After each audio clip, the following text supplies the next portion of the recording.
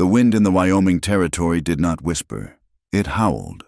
It was a hungry sound that scoured the flatlands and tore at the raw edges of Powder Bluff, as if trying to peel the town from the frozen earth.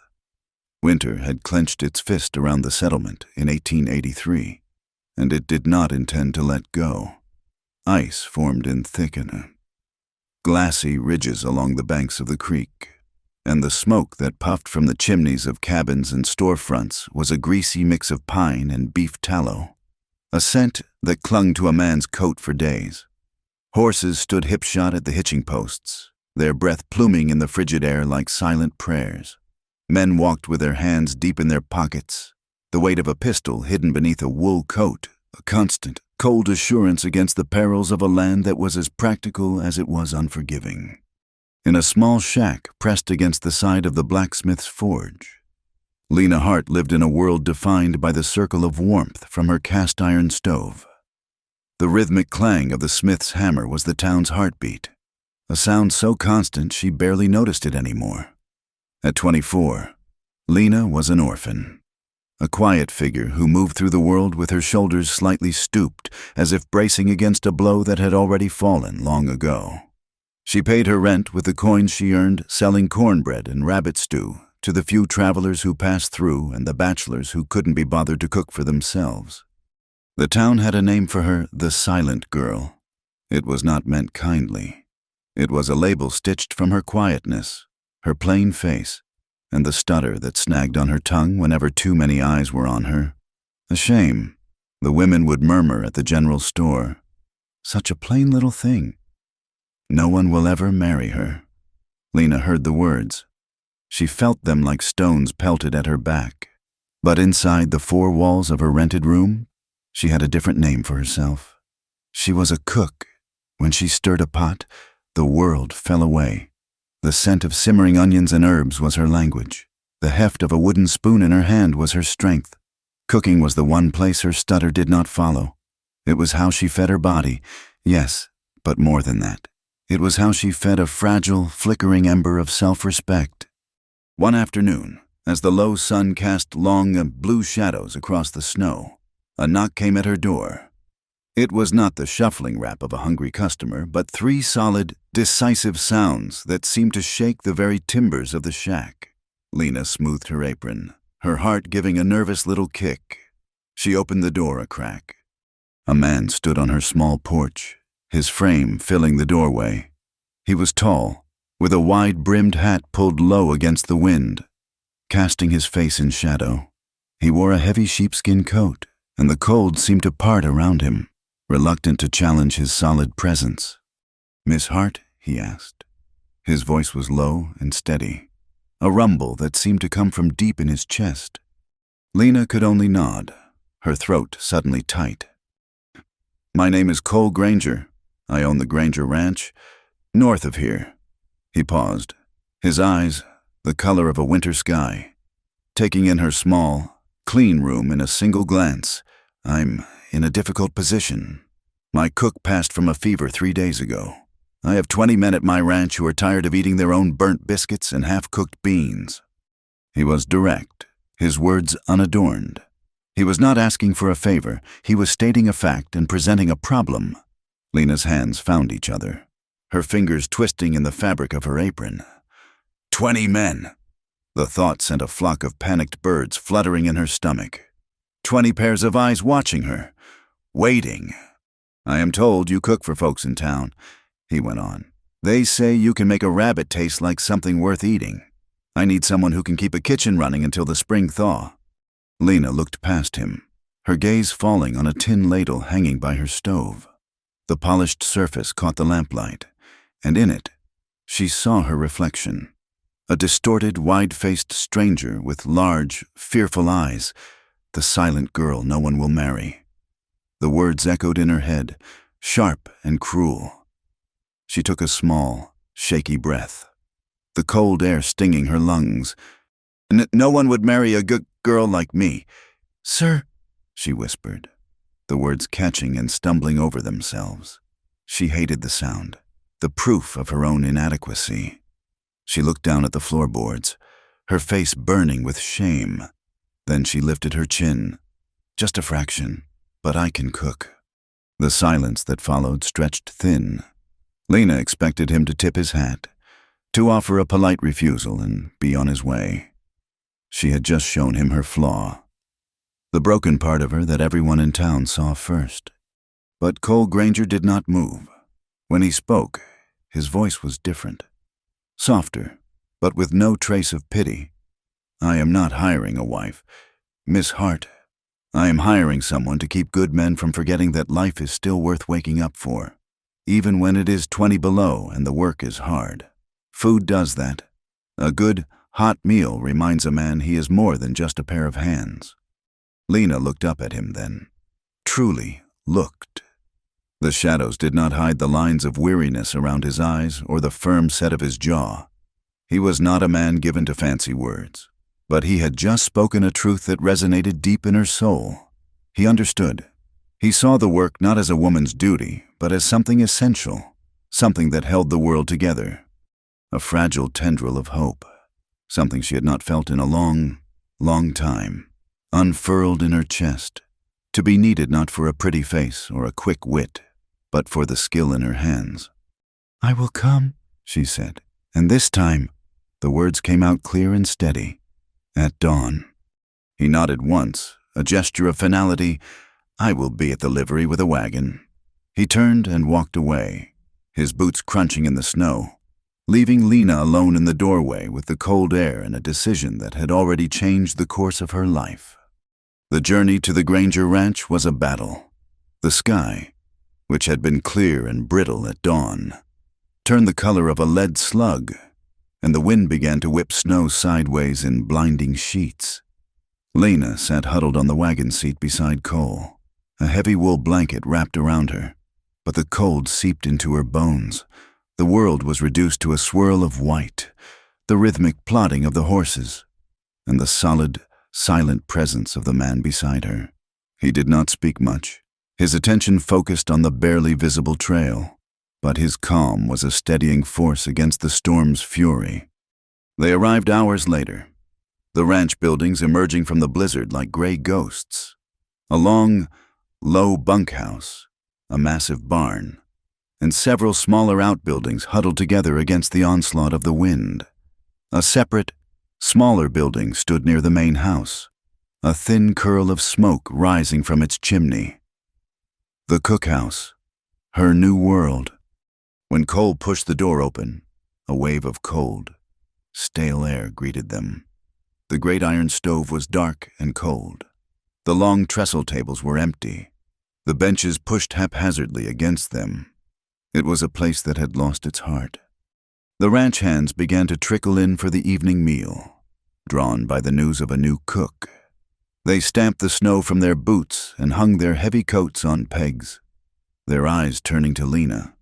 They were a rough-looking group, their faces weathered by sun and wind, their bodies lean and hard from work. They looked at her small frame, her plain dress, and her downcast eyes, and she could feel their skepticism like a physical weight. "That's her," one man muttered to another, not bothering to lower his voice. "She looks like a strong wind could blow her over." Another chuckled. "Does Granger pay you by the pound, girl?" Lena's face flushed hot. Her hands trembled as she worked, her fingers fumbling with the sacks of flour and cornmeal. The stutter was clawing at the back of her throat, desperate to escape. She focused on the stove, on the feel of the cast iron, the scrape of the metal lid. She fed wood into its belly, coaxing a flame to life. The fire caught, a hungry roar that began to push back the chill. The hearth was her sanctuary. Here, she had a purpose. She worked with a quiet, desperate efficiency. There was no time for fancy stews or delicate pastries. This was a meal for hungry, cold men. She mixed a huge batch of cornbread, adding a pinch of cayenne for warmth, and spooned the batter into sizzling, grease-slicked skillets. The smell of it, sharp and savory, began to fill the room. She found a side of salted pork and a sack of potatoes, chopping them with swift, practiced strokes and setting a massive pot to boil. There was nothing elegant about the food, but it was honest, it was hot, it was real.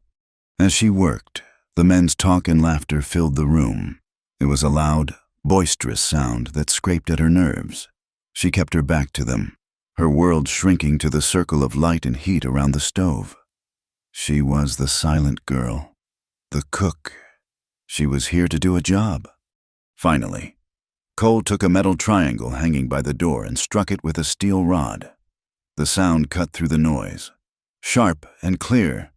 The dinner bell. The men jostled for position, grabbing tin plates and cups, their earlier skepticism forgotten in the face of their hunger. They lined up, and Lena began to serve, her eyes fixed on the plates, never meeting their faces. A thick slice of pork, a ladleful of boiled potatoes, and a wedge of golden, steaming cornbread. The room grew quiet, the only sounds the scrape of forks against tin and the low murmurs of appreciation. Lena retreated to the corner by the stove, her job done for the moment, and watched. She saw the man who had joked about her weight go back for a second piece of cornbread. She saw another close his eyes for a moment as he savored the simple warmth of the food. They were just men, she realized. Tired, hungry men, far from whatever homes they might have had. When the meal was over, the men scraped their plates and dropped them into a large wash basin before heading back to the bunkhouse. Their talk softer now, their bellies full. The cookhouse was quiet again, the air warm and smelling of pork fat and baked corn. Lena began to clear the tables, her body aching with a weariness that was deeper than just physical exhaustion. She was stacking the dirty plates when Cole walked over to the wash basin. He rolled up his sleeves, revealing strong, corded forearms, and picked up the kettle of hot water from the stove. Lena stopped, confused. It was not the place of the ranch owner to do such things. That was her job. He poured the steaming water into the basin without a word, added a sliver of lye soap, and picked up a plate.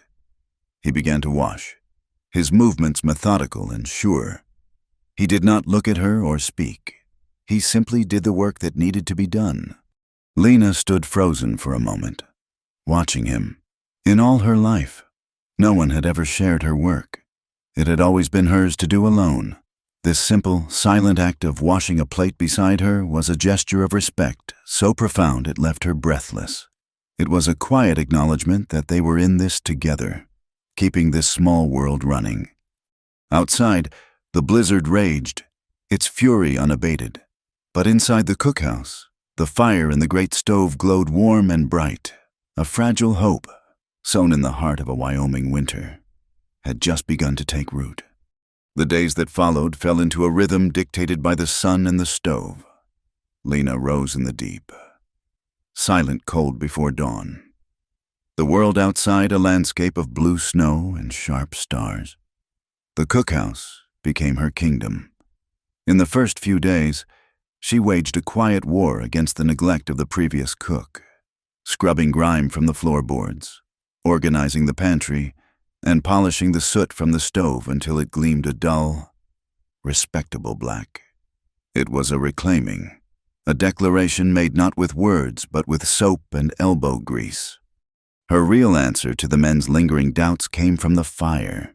She did not cook like a woman trying to impress. She cooked like a woman trying to feed.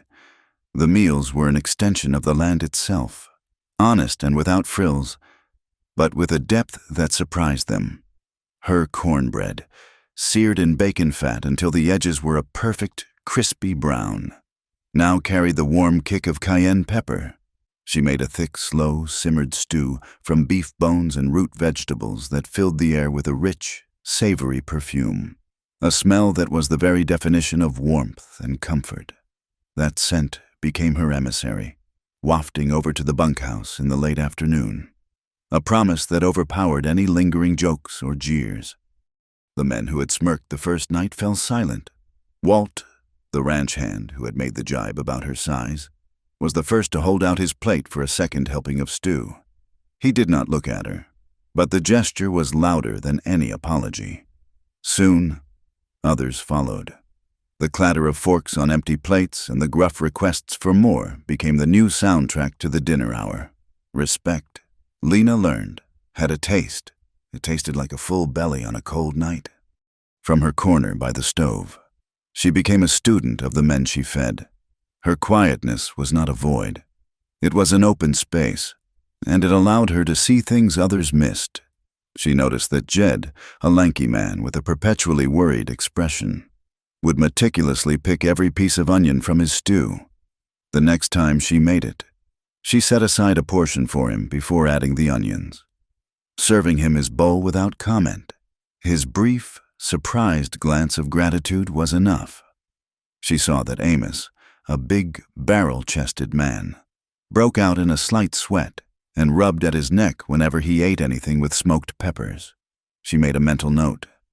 The youngest of the hands, a boy named Sam, who could not be more than 17, had a sweet tooth.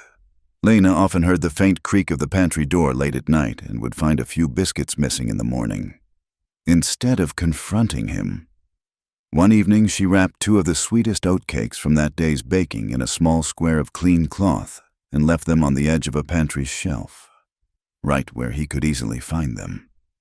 The late-night creaking stopped, and the next day, Sam met her eyes for a fleeting second across the crowded room, a shy, grateful smile touching his lips. Her kindness was a secret language, spoken in gestures that asked for nothing in return. And every evening, Cole Granger maintained his ritual. He was always the last to eat, taking his meal only after every one of his men had been served. He ate slowly, his gaze often drifting towards the fire, a thoughtful silence about him. Then, just as he had the first night, he would carry his plate to the wash basin and begin to work. Lena would join him, and they would wash and dry the mountain of tin plates and cups in a comfortable, shared silence. The rhythmic splash of water and the clink of metal were the only conversation they needed. It was a partnership forged in the most ordinary of tasks, a slow-building trust that was as solid and reliable as the stone foundation of the cookhouse. Words were cheap. Work was real. One morning, Lena went to the storeroom to get a joint of beef for the day's meal, and her hand stilled. The cut of meat was not right. It was stringy, with more gristle than fat, and a paler color than it should have had. It was the sort of inferior piece a butcher would sell to someone he did not respect. She knew Cole paid a fair price for his supplies at the general store in Powder Bluff. This was not what he had paid for. She ran her thumb over the tough sinew, a knot of unease tightening in her stomach. This was an insult, a cheat. That evening, when the kitchen was quiet and she and Cole were at the wash basin, she found her courage. "Mr. Granger," she began, her voice quiet. He turned to her, his hands still in the soapy water. "The meat from town," she said, her eyes on the plate she was drying. "It is not a good cut, not for the price you pay." Cole's jaw tightened almost imperceptibly. He looked out the small, clean window into the darkness for a long moment. "I know," he said, his voice a low growl of frustration. "Mr. Henderson at the store has a new supplier, a man named Vance Hale. It seems Mr. Hale has a monopoly on all the good beef making its way to Powder Bluff these days." He said nothing more, but Lena understood. They were being squeezed, tested. This bad meat was a move in a game she did not understand, a silent threat delivered to their dinner table. The next morning, Lena went to the pantry, bracing herself to pull on the heavy wooden door with its loud, protesting squeal. But when she took the handle, the door swung inward smoothly, silently. She stopped, blinking in confusion. She peered at the hinges. They were dark and slick with fresh grease. The rusted pin on the top hinge, the one that had been threatening to give way, had been replaced with a new, sturdy one. Someone had fixed it, working in the quiet hours of the night or the early morning. She stood there for a long moment, a strange warmth spreading through her chest. It was a small thing, a squeaky hinge, but it was a problem that had been hers alone. Now, it was solved. One of the men, one of the rough, calloused hands she fed every day, had seen her struggle and had quietly offered a solution. A few days later, Another small miracle appeared. As she opened the cookhouse door in the pre-dawn dark, she saw something resting on the outer windowsill. It was a spoon, carved from a single piece of pale, smooth wood. It was not fancy, but it was perfect. The bowl was deep, and the handle was shaped to fit a woman's hand, with a small, simple flower etched into the end. It was a beautiful, thoughtful thing, a piece of quiet art left on her doorstep. Lena picked it up, the wood warm against her cold fingers. She did not know who had fixed the hinge or who had spent hours carving this spoon. There was no note, no boast.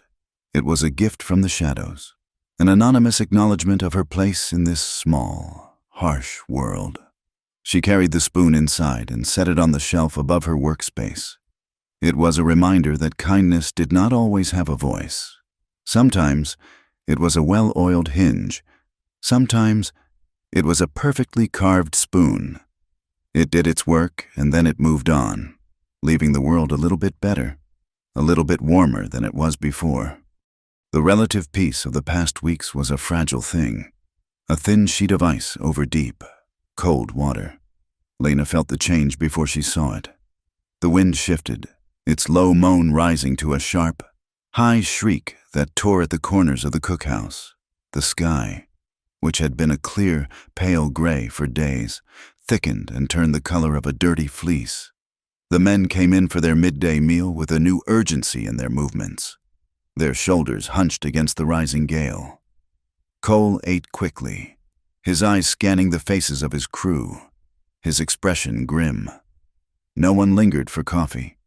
There was stock to be moved to the shelter of the big barn, ropes to be checked and shutters to be barred. A real storm was coming. By late afternoon, the world outside the cookhouse windows had vanished. It was not just snow. It was a furious, churning wall of white that erased the line between earth and sky. The wind hammered at the door, rattling the latch in its iron keep, and Lena could feel the vibrations through the soles of her worn leather shoes. She had finished cleaning up after the meal and had banked the fire in the great stove to a steady, enduring glow. She checked the heavy wooden bar across the door, then went to the windows, making sure the shutters were secure. The cookhouse was a small, warm island in a sea of howling chaos. She sat on a stool near the stove, the wooden spoon she had been given resting on the table beside her. The sound of the storm was immense, a physical pressure that seemed to squeeze the very air from the small building. In a lull, when the wind drew a great, ragged breath, she heard it, a sound so thin and high it was almost part of the wind's own voice. A whimper. Lena froze, her head cocked, listening. It came again, a faint, desperate cry, swallowed almost immediately by the next gust of wind. It could be an animal, a trapped coyote or a newborn calf lost from its mother, but there was a human quality to it, a note of terror that resonated deep in her bones. She went to the door and pressed her ear against the cold wood, straining to hear over the roar of the storm and the pounding of her own heart. There it was again, closer this time. It was the sound of a child. Fear, cold and sharp, pierced through her. No one should be out in this. To be caught in a blizzard like this was a death sentence, without a second thought. She grabbed a heavy wool blanket from a peg, unbarred the door, and plunged into the maelstrom. The force of the wind knocked her back a step. The snow was like 1,000 tiny needles against her face, blinding her instantly. She pulled her shawl tighter over her head, shielding her eyes, and pushed forward into the white chaos. The bunkhouse and the main house, only a few dozen yards away, were completely invisible. She was alone in the storm's throat. "Hello," she called out, but the wind snatched the word from her lips and tore it to shreds. She stumbled forward, her boots sinking deep into the rapidly accumulating drifts, calling out again and again. She was guided only by the memory of that thin, hopeless sound. She found him near the corner of the woodpile, a small, dark shape curled into a ball against the blowing snow. He was a little boy, no older than 5 or 6, his face streaked with frozen tears. His thin jacket was no match for the storm, and he was shivering violently, his teeth chattering with a sound that was audible even over the wind.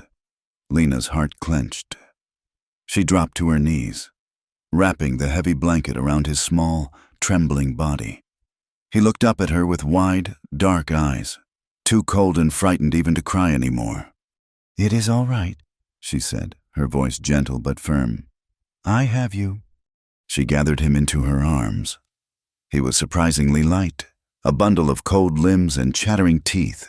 She turned her back to the wind and began the slow, arduous journey back to the cookhouse. Each step was a struggle against the drifts and the gale that tried to rip the child from her grasp. The warm, yellow light of the cookhouse windows, barely visible through the swirling snow, was her only beacon. She stumbled through the door and slammed it shut against the storm, leaning back against it, her chest heaving. She slid the bar into place and finally allowed herself to look at the child in her arms. He was small for his age, with straight black hair and skin the color of warm copper.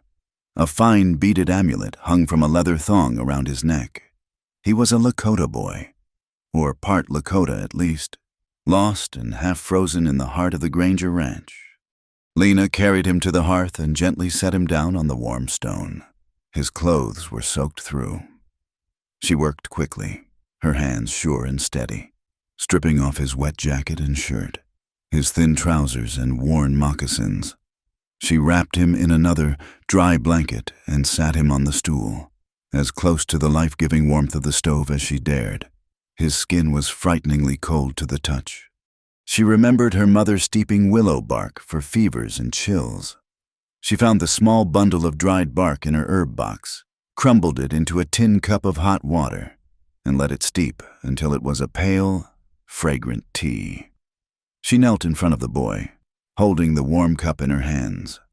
"Here," she said softly, "drink this. It will help." He looked at her, his dark eyes full of a fear that went deeper than just the cold. He was in a strange place, surrounded by the unfamiliar smells and sounds of a white man's world. Lena understood. She did not push. She simply held the cup out, her expression patient and calm. After a long moment, he reached out a trembling hand and took it, sipping the warm, bitter liquid. The cookhouse door opened, letting in a swirl of snow and a blast of frigid air. Cole Granger stood there, his face hard and etched with concern.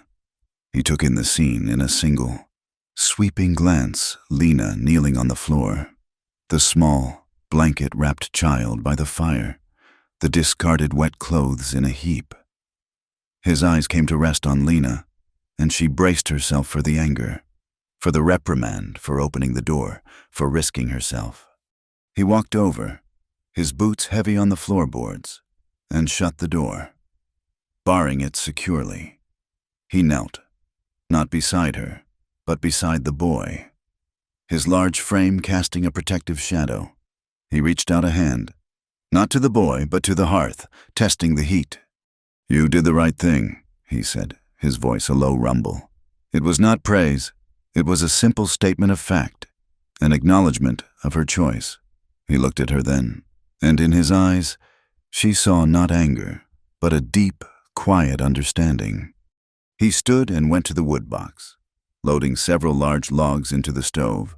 The fire roared to life, its flames casting dancing shadows on the walls. He did not leave. He pulled another stool over and sat, a silent guardian. His presence a solid, reassuring weight in the storm-tossed world. He stayed there, watching the boy, until the violent shivering subsided and his breathing deepened into the steady, even rhythm of sleep. The storm blew itself out by morning. Lena awoke on a cot she had made for herself by the fire to a world of profound silence and blinding white light. The boy, whose name she had learned was Sammy, was still sleeping soundly. A faint flush of warmth returned to his cheeks. Cole was gone. A little while later, a soft knock came at the door. Lena opened it to find a woman standing there. She was tall and slender, with a quiet dignity about her. She was Lakota, dressed in a soft deerskin tunic decorated with intricate quill work. Her long, black hair was woven into two thick braids. Her dark eyes were filled with a mother's worry. "I have come for my son," she said, her voice as soft as the new snow. Lena stepped aside, and the woman, whose name was Nokosi, went straight to the sleeping boy. She knelt and touched his face, her expression softening with relief. She looked at Lena, her eyes conveying a gratitude that needed no words. "The storm came so fast," Nokosi explained. "He was following a rabbit and wandered too far from our camp. I have been searching since the wind died down. I thank you. You saved his life." Lena could only nod, a flush of warmth rising in her cheeks. Nokosi gathered her sleeping son into her arms, wrapping him securely in the blanket.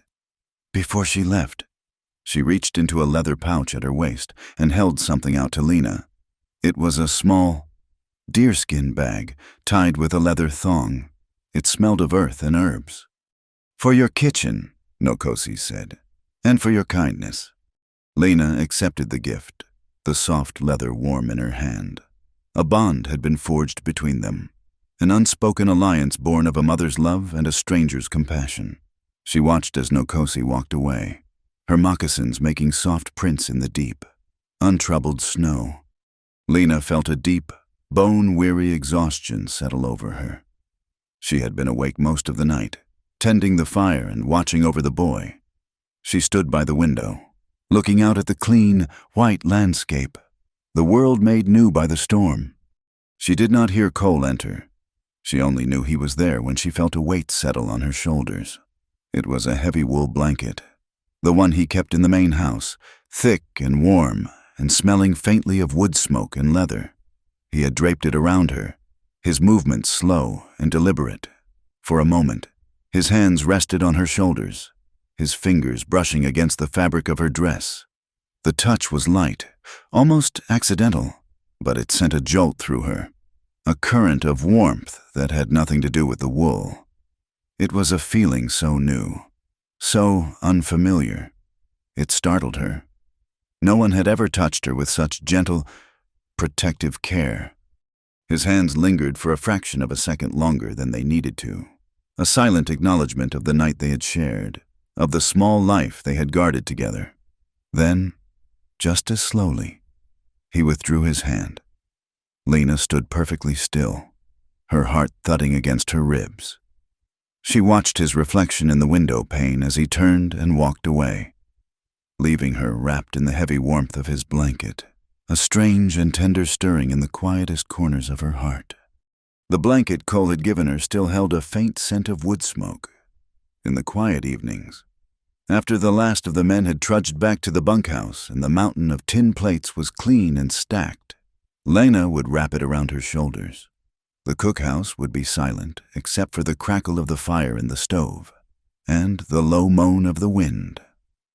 In these moments, the memory of his hands on her shoulders, the fleeting, respectful pressure, would return to her. It was a warmth that had little to do with the fire or the wool. It was a new and unsettling feeling, a small, fragile seed planted in the frozen ground of her solitude. Weeks passed. The snow lay in deep, sculpted drifts against the buildings, and the cold was a constant, biting presence.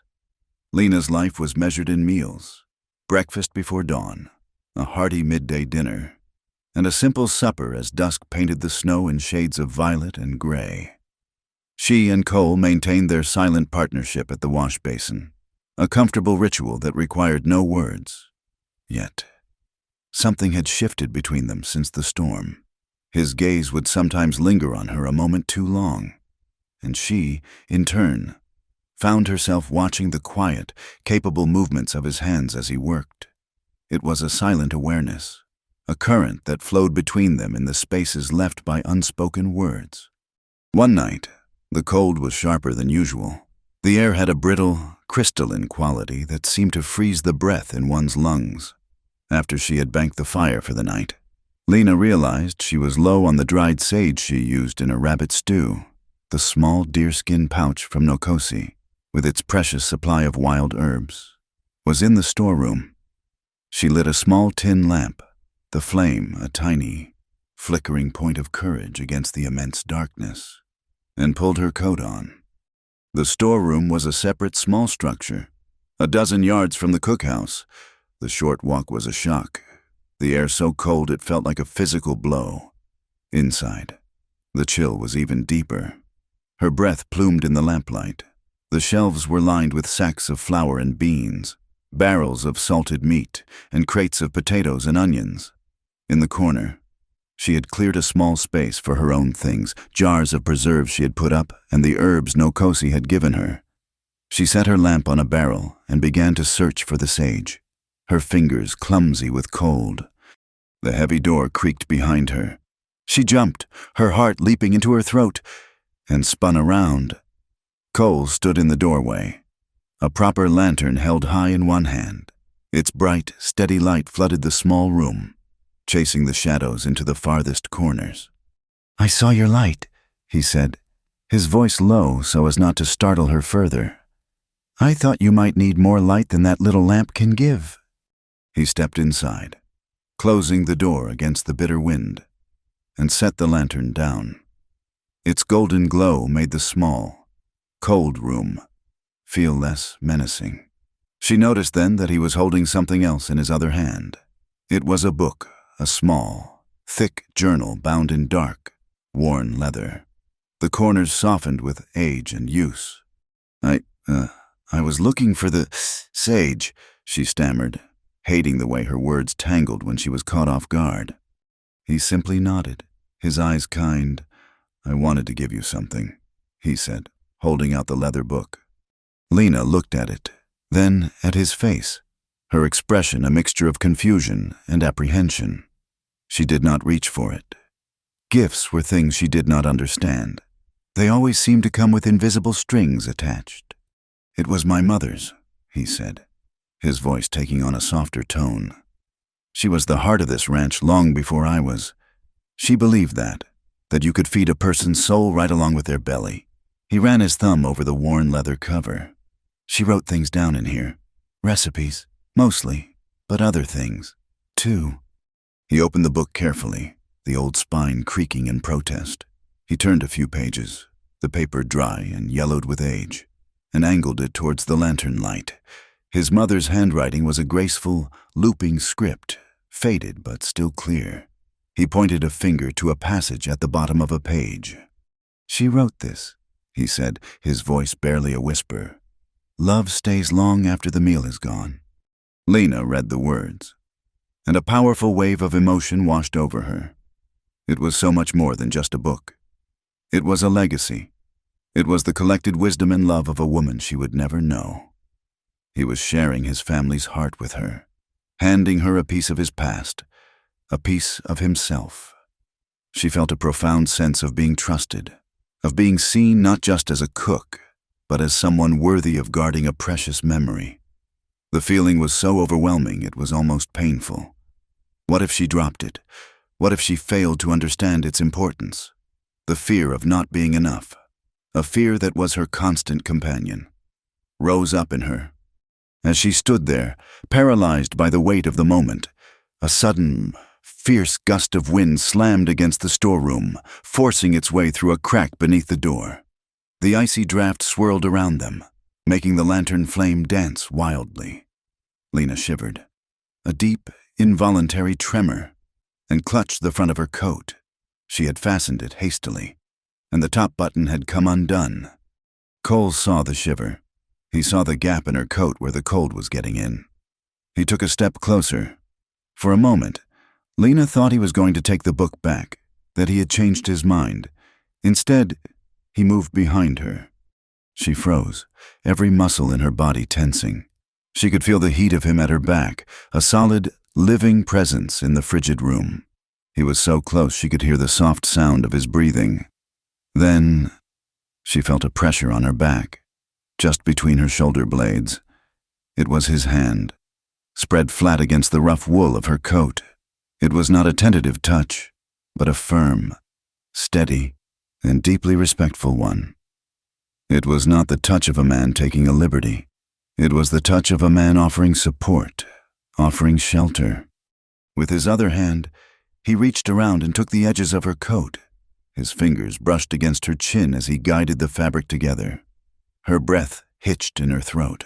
He found the button and the corresponding hole, his movements sure and unhurried. He slid the button through, his knuckles grazing the sensitive skin of her neck. A jolt, like a tiny spark of lightning, shot through her. It was the most intimate touch she had ever known, a simple, practical gesture that landed with the force of a revelation. It was a touch that did not ask for anything. It simply gave. It gave warmth. It gave care. It unlocked a door in her heart that she had not even known was barred. He finished with the button and let his hands fall away, but he did not step back immediately. He stood there for a moment longer, a silent guardian at her back. The silent girl came to cook. He said, his voice a low, rough murmur near her ear. The whole world seemed to stop, to hold its breath and listen. But one bold touch turns a rancher's house into a sweet home. He had taken the cruel nickname the world had given her and transformed it, spoken it back to her as the beginning of a different story. He had named the very thing that had just happened between them, this small, profound act of care. The house was his, a place of work and shelter. But she, with her quiet labor and her steadfast heart, was making it a home. And this touch, this simple, bold touch, was the moment he had finally understood it. Tears pricked at the back of Lena's eyes, but she would not let them fall. She turned slowly to face him. The space between them was charged with a new energy, a new understanding. The fear that had held her in its grip for so long had loosened its hold, replaced by a fragile, tentative trust. She looked at the book still in his hands. "Let me write in it," she said, her voice a whisper, but clear and steady, with no trace of a stutter. "Let me add the recipe for the cayenne cornbread." A slow smile spread across Cole's face. Reaching his eyes and making them shine in the lantern light, he held the book out to her again. And this time, she took it.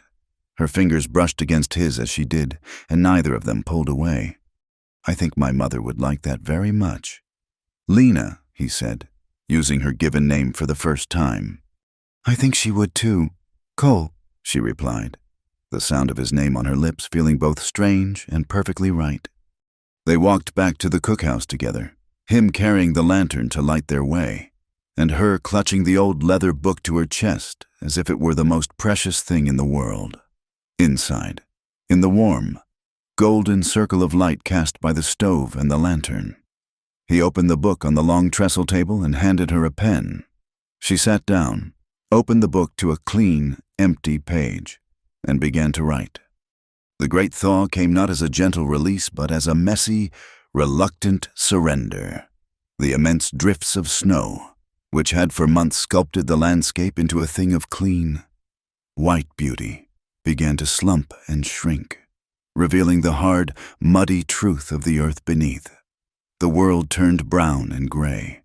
The ranch yard became a treacherous sea of mud that sucked at a man's boots, and the air, once thin and sharp, now carried the damp, earthy smell of melting and decay. But with the melting of the snow came the melting of the ranch's isolation. The trail to Powder Bluff became passable again, and with the traffic of men came the traffic of words. The whispers started in the smoky corners of the saloon, then spread to the general store, carried on the tongues of men who had little to do but watch the lives of others. At first, it was just idle talk. The Granger Ranch had a new cook, a quiet little thing who could apparently make salted pork taste like a holiday feast. But then the talk soured, twisting into something meaner. Cole Granger was spending too much time in that cookhouse. He was washing dishes. For heaven's sake. A thing no respectable ranch owner would do. The quiet girl must have some kind of hold on him. The talk, fed by envy and boredom, grew into a full-fledged rumor the boss was bewitched. The silent cook had cast some kind of kitchen spell on him. Jed was the first to bring the ugliness back to the ranch. He returned from a trip to town for supplies with a hard set to his jaw. His usual worried expression deepened into a frown. He found Lena by the stove, kneading a great mound of dough for the evening's bread. "Miss Lena," he began, twisting the brim of his hat in his hands. "There is folks in town. They are saying things, foolish things." Lena paused, her hands still in the dough. She looked at him, her expression calm, and waited. "They are saying that you have some kind of unnatural influence on Mr. Granger," he finally managed, his face flushing a dark red. "It is gossip, mean and low, but I thought you should know." Lena's hands stilled. She had known this would come. The world did not like things it could not understand, and it could not understand a man like Cole showing kindness to a woman like her. She simply nodded, a familiar coldness seeping into her chest. "Thank you for telling me, Jed," she said, her voice quiet. He nodded, relieved to have unburdened himself, and quickly left the cookhouse. The full force of the town's malice arrived a few days later, riding in a polished black buggy that was entirely out of place in the sea of mud. Lena saw it from the cookhouse window. At the reins was a man whose face she recognized with a jolt of unease, Vance Hale, the cattle broker with the cold eyes and the false smile. Beside him sat a woman. She was beautiful, with a kind of hard, polished beauty that seemed designed to withstand any weather. Her hair was a fashionable auburn, pinned beneath a stylish hat, and her traveling dress, though practical, was made of a fine, dark green wool that spoke of money. Cole met them in the yard, his stance stiff and unwelcoming. Lena watched through the window, her hands gripping a dishcloth. She saw the woman smile at Cole, a bright, confident smile that did not reach her eyes. She saw Cole's jaw tighten as he spoke to them. After a few minutes of tense conversation, Cole turned and led them towards the main house. That evening, the atmosphere in the cookhouse was thick with tension. The men ate quickly and quietly, their eyes darting towards the main house. Lena learned the woman's name from their hushed whispers. Caroline Ash. She had been engaged to Cole, they said, years ago, before a terrible drought had nearly wiped him out. She had broken the engagement and left for the East, where she had apparently done very well for herself. Now she was back, with Vance Hale at her side. The next morning, as Lena was crossing the yard from the storeroom with a basket of potatoes, the confrontation came. Caroline Ash stepped out from the side of the barn, blocking her path. Vance Hale leaned against a fence post a dozen feet away, watching with an air of detached amusement. "So, you are the new kitchen help," Caroline said, her voice dripping with condescension. She looked Lena up and down, her gaze lingering on Lena's plain, patched dress and worn shoes. "I must say, Cole's standards have certainly changed." Lena clutched the handle of her basket, her knuckles turning white. Her throat went dry. The old fear, the familiar shame, rose up in her like a tide. "He always did have a soft spot for strays," Caroline continued, circling Lena like a predator. "But I never took him for one who enjoyed his meals prepared by a pig. Tell me, do you squeal when you burn the biscuits?" The insult was so vile, so deliberately cruel. It stole the air from Lena's lungs. She could feel the eyes of the ranch hands on her. Several had stopped their work and were watching, their expressions a mixture of shock and anger. Caroline smiled, sensing she had hit her mark. "What is the matter, cat got your tongue, or do you only know how to grunt a pig that knows how to light a fire? How very useful." Something inside Lena broke. The courage she had so carefully nurtured over the past months crumbled into dust. The stutter she had fought so hard to control clawed its way back up her throat. She opened her mouth to say something, anything, but only a choked, stammering sound came out. Humiliation, hot and absolute, washed over her. She dropped the basket, the potatoes spilling into the mud. She turned and fled. She ran without thinking, her only instinct to escape the mocking laughter that followed her. She did not stop until she reached the edge of the woods that bordered the ranch, the place where the tamed land gave way to the wild. She leaned against the rough bark of a pine tree, her body shaking, her breath coming in ragged, painful sobs. She was the silent girl, a pig. All her hard work, all the small kindnesses, all the fragile hope, it was all a lie. In the eyes of the world, she was still nothing. "Lena." His voice cut through her despair. She looked up to see Cole standing a few feet away, his face a mask of cold fury. He had followed her. "Do not listen to her," he said, his voice low and intense. "She is a bitter, unhappy woman. Her words are poison." "They are what everyone thinks," Lena whispered, the words catching on a sob. I am what she said." "No," he said, taking a step closer. "You are the woman who walked into a blizzard to save a lost child. You are the woman who feeds 20 hungry men and makes this hard place feel like a home. You are the heart of this ranch. Do not let her take that away from you. From me." He reached out, not to touch her, but as if to show her his empty hands. "Please," he said, his voice softening. "Come back. Do not let her win. Stand with me." His plea was not one of pity. It was a request for an ally. He was not trying to save her. He was asking her to fight alongside him.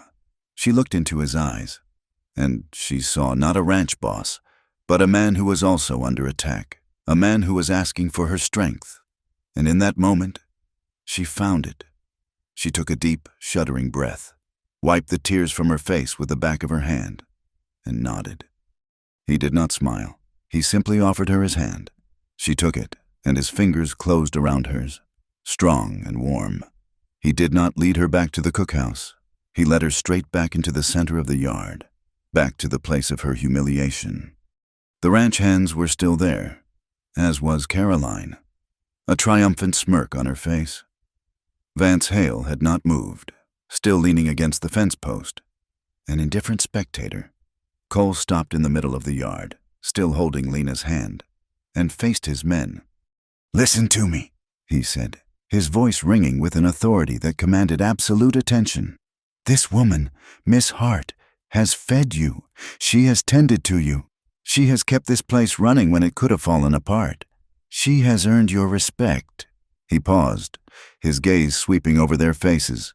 "Anyone here who still wishes to mock the person who has kept you alive and well is welcome to collect his pay and leave this ranch before sundown." A dead silence fell over the yard. The men stood frozen, their eyes on the ground. Not a single one moved. They had made their choice. They stood with Lena. Cole then turned to face Caroline. He was still holding Lena's hand. A public declaration of their bond. He slowly, deliberately, removed his wide-brimmed hat, a gesture of profound respect that was all the more powerful for its public setting. He held it in his hand, his eyes fixed on Caroline's. "I do not buy affection with silver. Caroline," he said, his voice quiet but carrying in the tense silence. "And I do not value a person by the cut of their dress or the cleverness of their insults." He glanced down at Lena, a look of fierce pride in his eyes, before turning back to Caroline. "Here, on this land, the keeper of the fire is respected." Caroline's face, which had been a mask of triumphant scorn, twisted into a snarl of pure fury.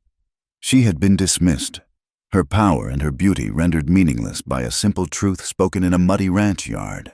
She shot a venomous glare at Lena, then turned on her heel and stormed back to the buggy, her fine dress trailing in the filth. Vance Hale, however, did not move. He pushed himself off the fence post, a slow, cold smile touching his lips. It was a smile that held no humor, only a chilling promise of future trouble. He gave Cole a slight, mocking nod, then turned and followed Caroline, his composure utterly unruffled. He had not lost. He had simply learned where his enemy's heart was located. That evening, under the cover of darkness, one of Vance Hale's men slipped into the Granger Ranch's supply wagon, which was parked in town for the night, working quickly and silently. He used a crowbar to pry open the crates of freshly purchased salted meat. He removed the good, wholesome cuts and replaced them with meat from a different barrel. meat that was discolored and carried the faintest foul odor. He then carefully nailed the crates shut again, leaving no sign of his work. The seeds of a disaster had been quietly sown. The first sign of trouble was as quiet as a shift in the wind. It was Amos, the big, barrel-chested ranch hand, who pushed his breakfast plate away after only a few bites, a sheen of sweat on his brow despite the morning chill. By midday, 3 more men were complaining of a sour stomach, their faces pale beneath their sun-weathered skin. By supper, the cookhouse was nearly empty. A grim, quiet sickness had crept into the bunkhouse, and it was spreading fast. The men were afflicted with a violent illness that left them weak and feverish. Cole rode hard for Powder Bluff and returned hours later with Dr. Miller, a weary, gray-haired man whose shoulders seemed permanently stooped from the weight of too much death and not enough medicine. The doctor moved from bunk to bunk, his examination brief and his expression grim. He took a sample of the water, sniffed at the leftover salted pork from the day before, and shook his head. "It is bad meat, Granger," he said, his voice flat with resignation as he stood in the muddy yard. "Or bad water, or just bad luck. There is a terrible flux going through these parts. Keep them warm, give them clean water, and pray. It is all any of us can do." He climbed back into his buggy, a man defeated before the battle had even begun, and rode away, leaving the Granger ranch isolated in its fight for survival. As fear and despair began to settle over the ranch like a shroud, Lena moved into action. The cookhouse, her quiet sanctuary, became a command post. She remembered the deerskin pouch Nokosi had given her, the earthy scent of its contents. She remembered the Lakota woman's words about healing herbs. She emptied the pouch onto the clean wooden table, her fingers sorting through the dried leaves and bark. Willow bark for fever, wormwood and sage for the tormented gut. She opened the leather-bound journal, Cole's mother's book, and on a clean page, she began to write.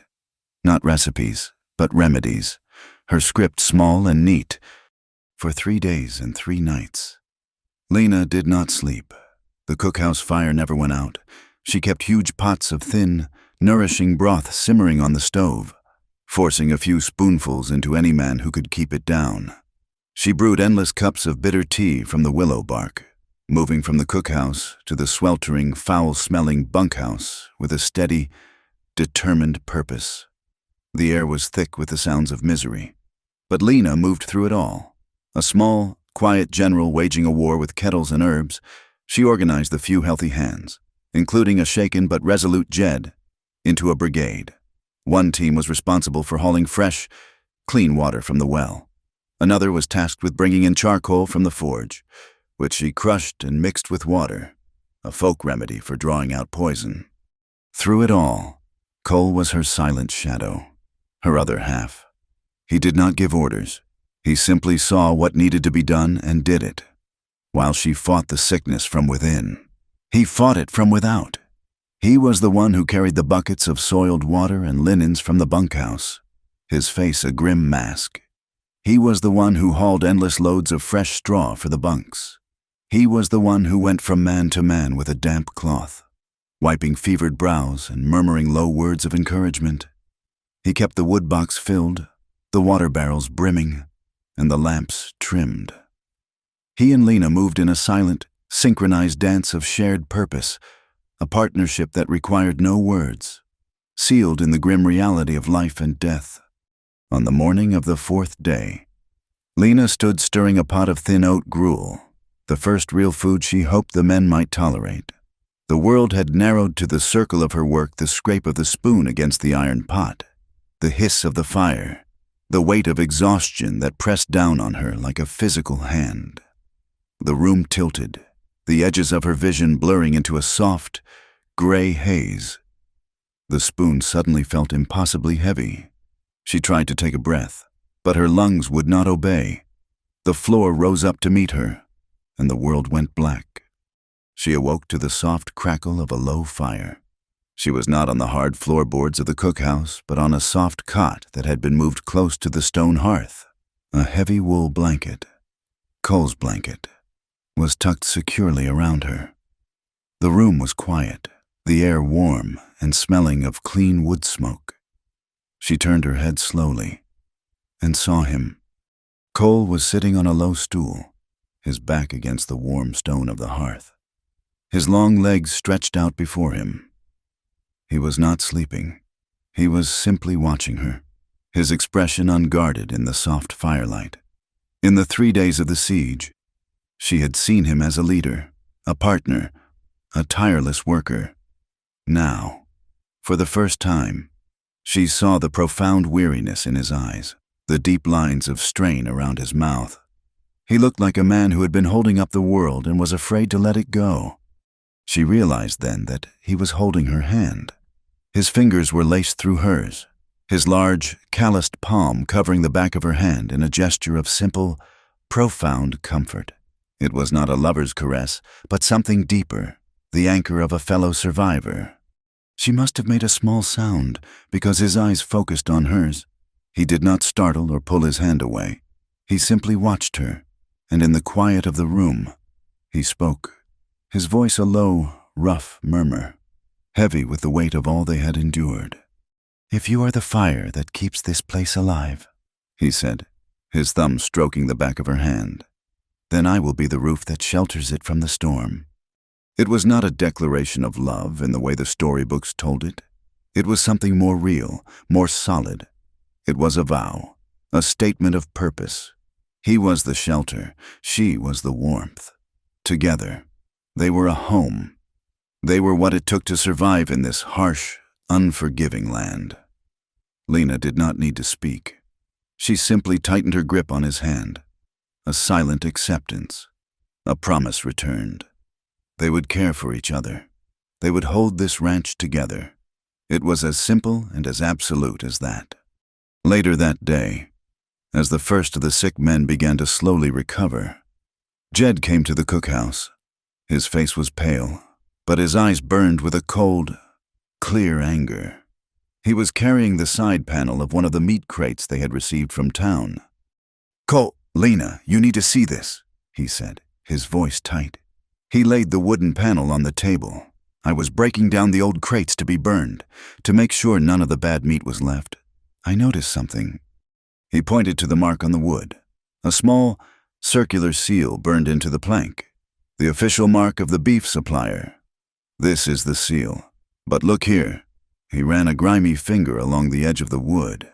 Just beside the seal, there were faint, deep scratches, and one of the nails was a different size and color from the others. "This crate has been pried open. Someone opened it after it was sealed and nailed it shut again. This was no accident. The meat was switched. Someone did this to us on purpose." Cole stared at the evidence, his face hardening into a mask of cold fury. The sickness, the near loss of his men, his ranch. It was not bad luck. It was an attack. And there was only one man who stood to gain from the Granger Ranch failing. Vance Hale.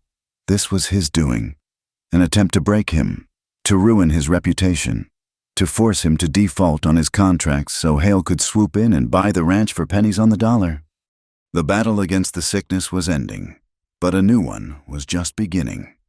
The next morning, as Lena was helping a weak but recovering Amos sip some broth, Jed and Sam came into the cookhouse. They were carrying a carefully wrapped bundle of cloth. "Miss Lena," Jed said, a shy, proud smile on his face. We wanted to give you something." They unwrapped the bundle. Inside was a simple apron, sewn from clean flour sacking. It was not the work of a skilled seamstress. The stitches were large and a little uneven, but they were strong, and across the front, embroidered in thick, dark blue thread, were 5 words. The men had all contributed a stitch, a letter, a part of the gift. It was their thank you, their acknowledgement, their new name for her. It read, "Keeper of Home's Taste."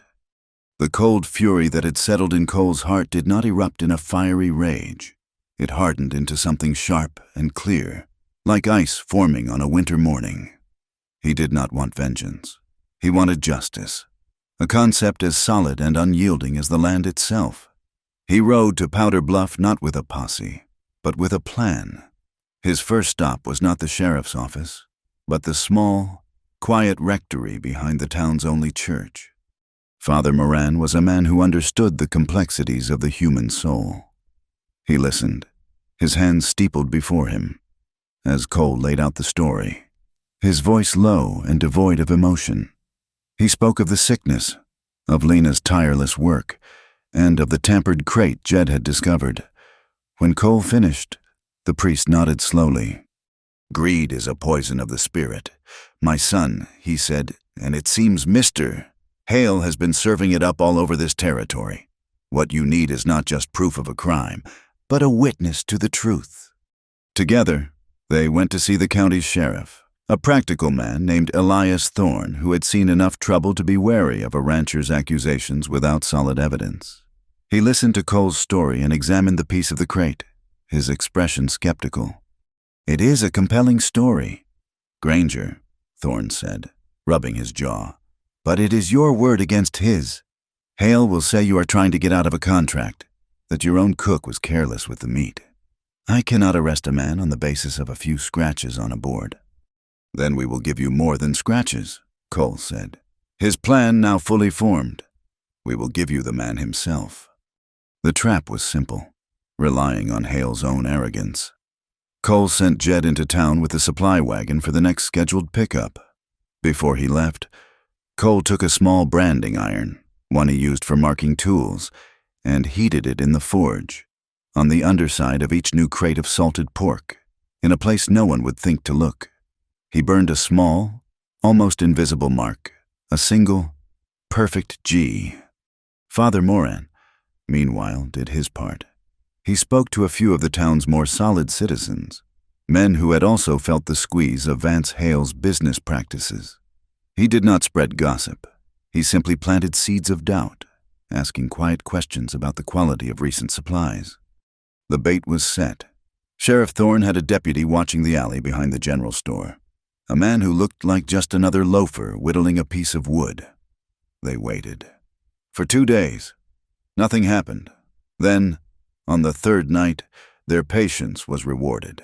The deputy saw a man, one of Hale's known associates, slip into the alley with a crowbar. He worked quickly, prying open the crates on the Granger wagon, swapping the contents with meat from a different, unmarked wagon, and nailing them shut again.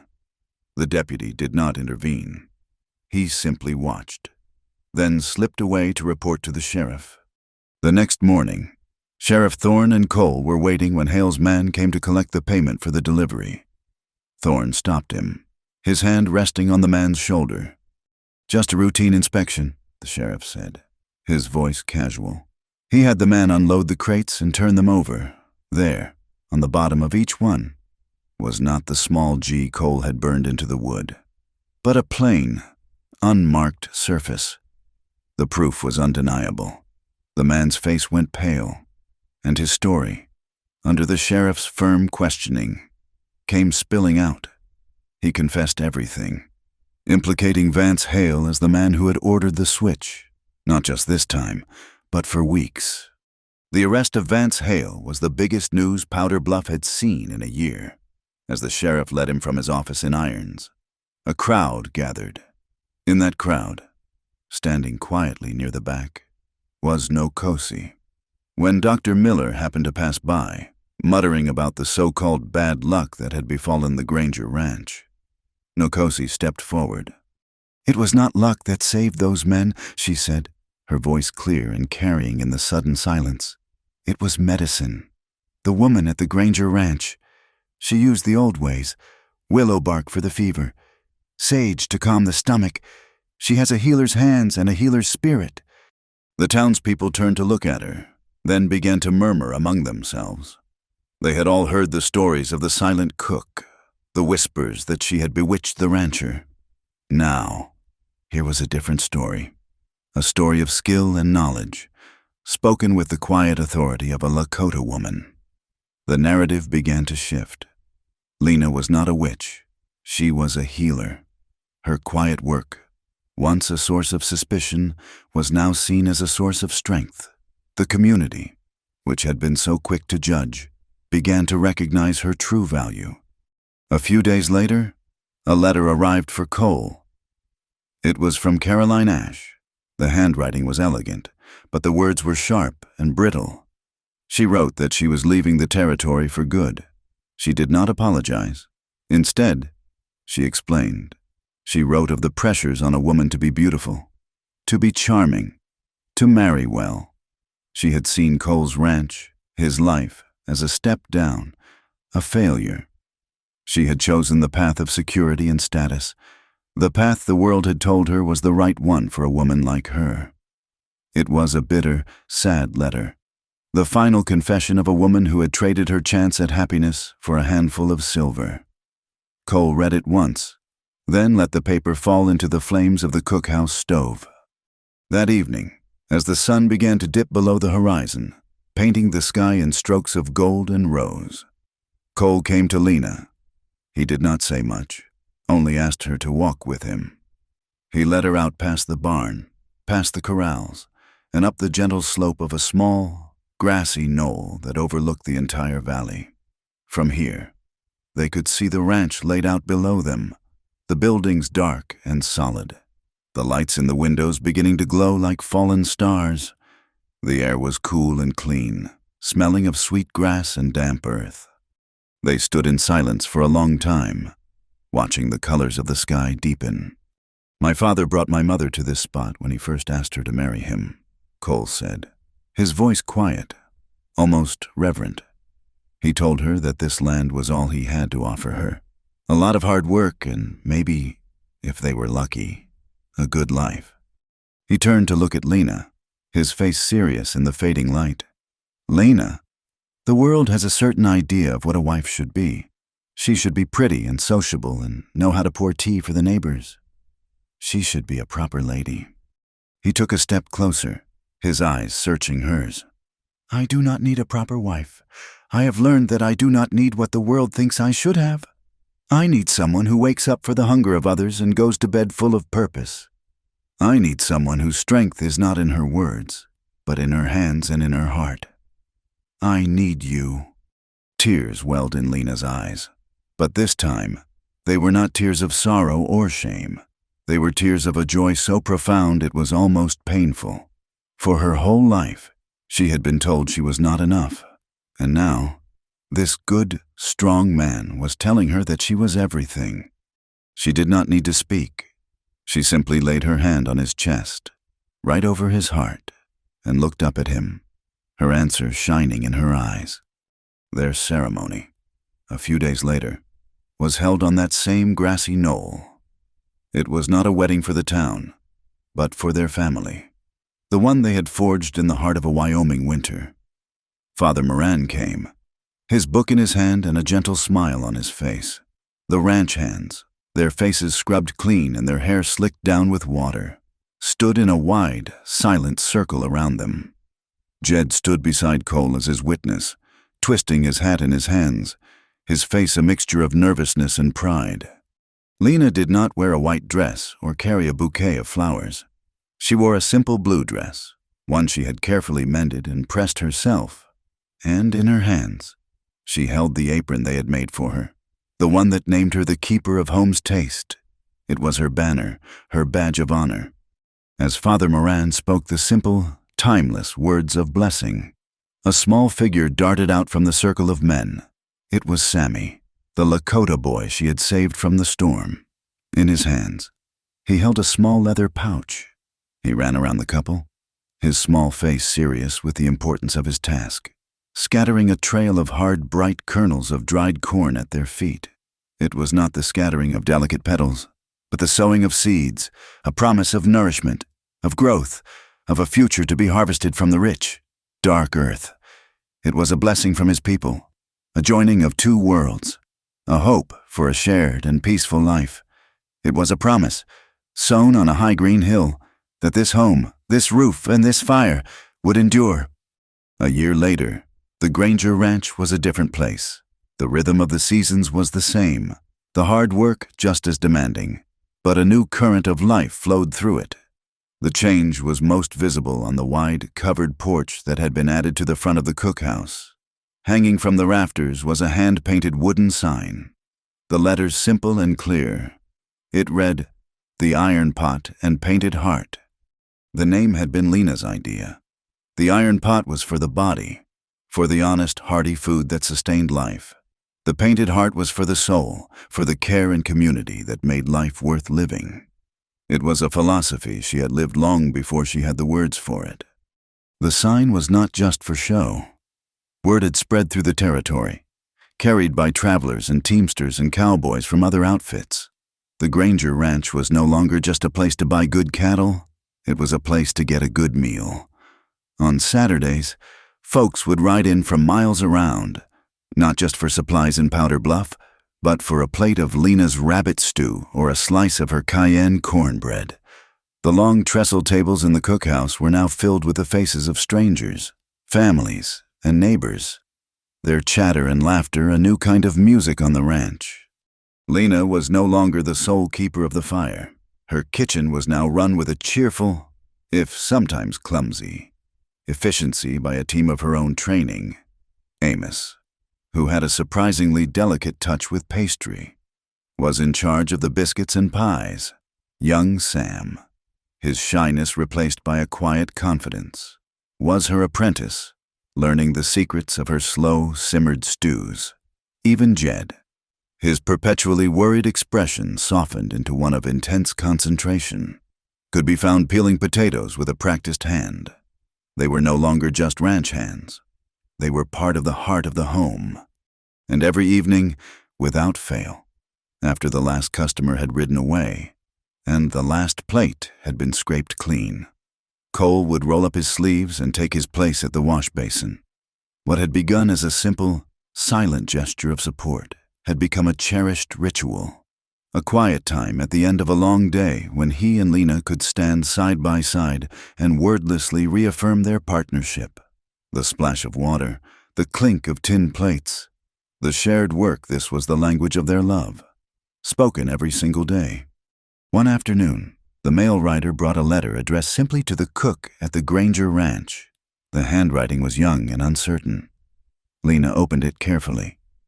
It was from a girl in a town 100 miles to the south, a girl she had never met. The girl wrote that she, too, was plain. She wrote that the other girls in her town mocked her for her quiet ways and her sturdy frame. She wrote that she loved to bake, that the scent of bread in the oven was the only thing that made her feel valuable. But she was losing hope. "How can anyone ever love me?" the girl wrote, her desperation clear in every stroke of the pen, "when all they see is a girl who is not pretty." Lena read the letter twice, her heart aching with a familiar pain.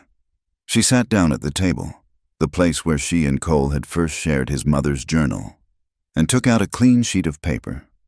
She dipped her pen in the inkwell and began to write, not as a rancher's wife, but as the silent girl she had once been.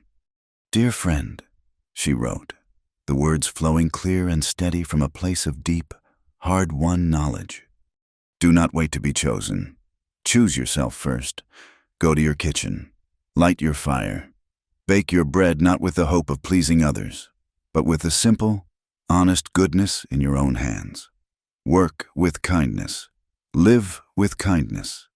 Pour all the love you wish you could receive into the work you do. Let your warmth be in the things you make. A person who is worthy of you will not be drawn to a pretty face, but to the heat of your fire. They will recognize the strength in your hands.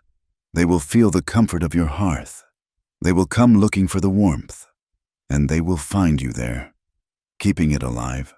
Do not wait for love to find you. Build a home for it inside yourself, and it will come." She signed the letter simply, Lena Granger. That evening, as the sun set, casting long, peaceful shadows across the valley, she and Cole stood on the porch of the Iron Pot and Painted Heart. He lit the 2 lanterns that now hung on either side of the sign, their golden glow a welcoming beacon in the gathering dusk. Inside, on the shelf above the stove, his mother's leather journal now sat beside a new one, its pages already half filled with Lena's own recipes and remedies. The books were thicker now, the legacy growing, a testament to a love that was a living, breathing thing. The roof that Cole had promised to be was strong and secure. The fire that Lena kept was warm and bright. Below them, the lights of the bunkhouse and the main house flickered on, small constellations in the vast Wyoming night. Together, the roof and the fire, the house and the home, they stood against the darkness, a quiet, unshakable testament to a love that was not a fairy tale, but a shared and hopeful labor. Thank you for listening to our story tonight. Please let us know in the comments where you are listening from, so we can all connect and share our thoughts. Be sure to subscribe to our channel, Wild West Night, like this video, and show your support by pressing the hype button so more people can discover and enjoy this tale.